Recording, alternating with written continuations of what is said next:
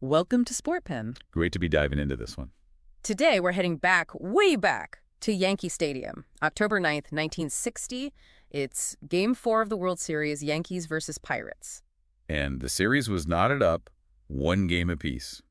Real high stakes moving to the Bronx. Absolutely. After splitting in Pittsburgh, this Game 4 felt, well, absolutely crucial, didn't it? Yeah, could the Pirates actually take one at Yankee Stadium?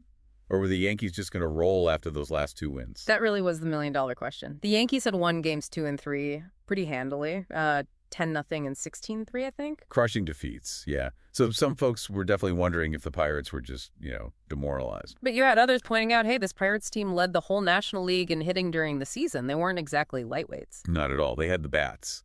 And the pitching matchup for this one was fascinating, too. Right. Ralph Terry for the Yankees, he had a decent 10-8 season. And Vernon Law for Pittsburgh, their ace, 20-game winner, and crucially, he'd already beaten the Yankees back in Game 1. So a real heavyweight bout from the get-go. Okay, let's jump into the action. First inning. Terry comes out firing for the Yanks, strikes out the side. Including Grote and Clemente, the top guys. Yeah, sets a real tone early on, fanning the side like that. But then, bottom of the first, the Yankees look like they're about to break it wide open immediately. Oh, yeah. Bob serves singles, Tony Kubek doubles. Bang, bang. Runners on second and third, nobody out. You gotta think Vernon Law is sweating bullets right there. He must have been. But he showed some real guts. Intentionally walks Mantle. Loads the bases. Always risky. Sure, but it sets up the double play. And that's exactly what Yogi Berra hits into. Don Hoke to Dick Stewart at first. Inning over. Wow. 0 runs. A massive escape for Law and the Pirates. Huge. Kept the Yankees off the board right when they threatened big time. That really killed the early Yankee momentum. So the game stays scoreless for a bit, until the bottom of the fourth. Right. Bill Skowron steps up. And connects for a solo home run, off Law, breaks the tie, 1-0 Yankees. That was Skowron's first homer of the series, but the Yankees' 7th already, just showing off that power difference.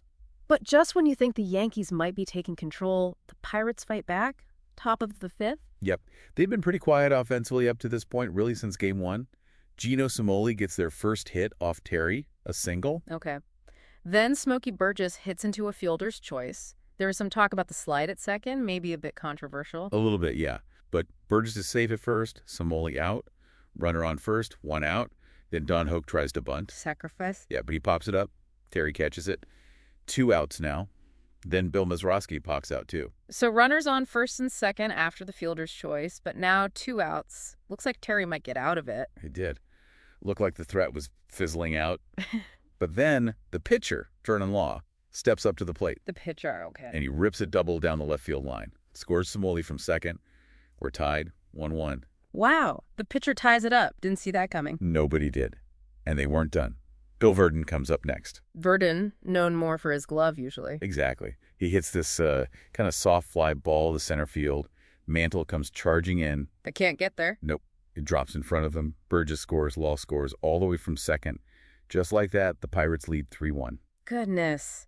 A 3-run rally, all with 2 outs, started by the pitcher. Incredible turnaround. Stunning.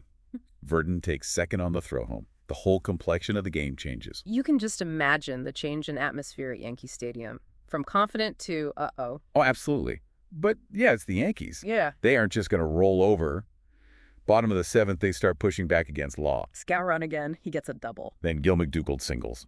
Runners on the corners, nobody out. Okay, here we go. Bobby Richardson grounds out. But Skowron scores. It's 3-2 now. Yankees clawing back. Runner on second still. 1 out. Johnny Blanchard comes in to pinch hit for Terry. And he singles. So now runners on first and second, still just 1 out. The tying run is on base, go-ahead run 2. This is the moment for Pittsburgh. They go to the bullpen. Yep. Bring in their star reliever, Elroy Face. Huge spot for him. First batter he faces is Bob Serve. Serve hits a deep drive. Right center field. Looks like trouble.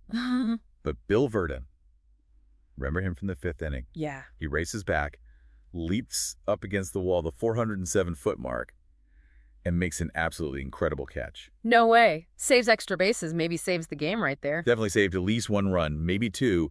Richardson tags and goes to third, but now there are 2 outs. Wow. What a play by Burr. And then Kubek grounds out to Face. Inning over. Threat ended. Face does his job, thanks in large part to Verdon. That Verdon catch, I mean, it stands out, but this game had some serious leather flashing, didn't it? It really did. Mantle made a great running grab himself in the ninth on a deep ball hit by Hoke. And Hoke wasn't done flashing the glove either, right? Bottom of the ninth. Yeah, Skowron hit a sharp grounder. Hoke makes a fantastic backhanded stop at third and a strong throw to first for the out.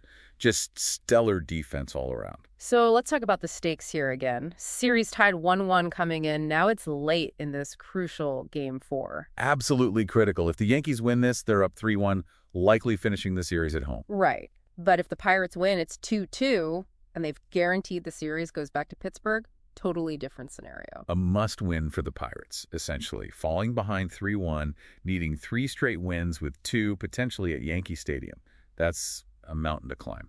And it really highlighted that contrast we talked about. The Yankee power versus, well, the Pirates all-around game, the hitting, the fielding that led the NL. You saw both sides in this game. The Yankee homers, but then the Pirates' timely hitting and incredible defense making the difference. What about the biggest surprises? For me, it has to be that Pirates come back in the 5th. Oh, definitely. After getting shut down so hard in games 2 and 3, for them to string together that 2-out rally off Terry in Yankee Stadium, that was huge and unexpected. And Verdon, maybe not the guy you'd pick to deliver the biggest hit of the game, but he came through. Right. Clutch hit driving in 2, and then Face coming in and just slamming the door in that 7th inning. That relief pitching was key. You mentioned the crowd earlier, almost 68,000 there. Imagine the shift in mood. Confident after the Skowron homer. Then, probably pretty tense when the Pirates took the lead, and downright nervous during that 7th inning rally that Verdon ended. You probably heard groans when Skowron fouled out late in the game, too. So, pulling back a bit, what themes really emerged from this game that maybe shaped things going forward? Well, number one has to be the resilience of those Pirates. To take those punches in games 2 and 3 and come right back to win game 4 on the road, that tells you a lot about their character. It really does. Speaks volumes. And maybe the importance of defense. For sure. Verdon's catch is the highlight, but Mantle's play, Hoke's play. Both teams showed that defense wins championships, or at least critical World Series games. It wasn't just about slugging. Good point. And Face's performance, too. Yeah, it really underscored the growing value of a dominant relief pitcher. Someone who can come in, shut down a rally, and hold a lead. Face retired 8 straight batters to end it. Just dominant. That was becoming more and more important in baseball. It feels like this game, Game 4, was just classic World Series baseball, wasn't it? Absolutely. Back and forth, momentum shifts, incredible plays, high tension, everything you want in October. So, the final score, Pirates 3, Yankees 2. The Pirates tie the series at 2 games apiece. A huge win for them. Guarantees the series goes back to Forbes Field. Vernon Law gets the win, Cherry takes the loss, and Elroy Face gets that massive save. And the stage was set for Game 5 the very next day. Harvey Haddix was slated to go for Pittsburgh. Well, the Yankees hadn't quite decided on their starter yet.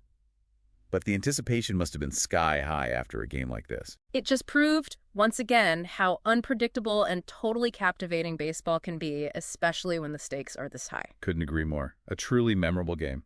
Thanks for listening to Sportpen.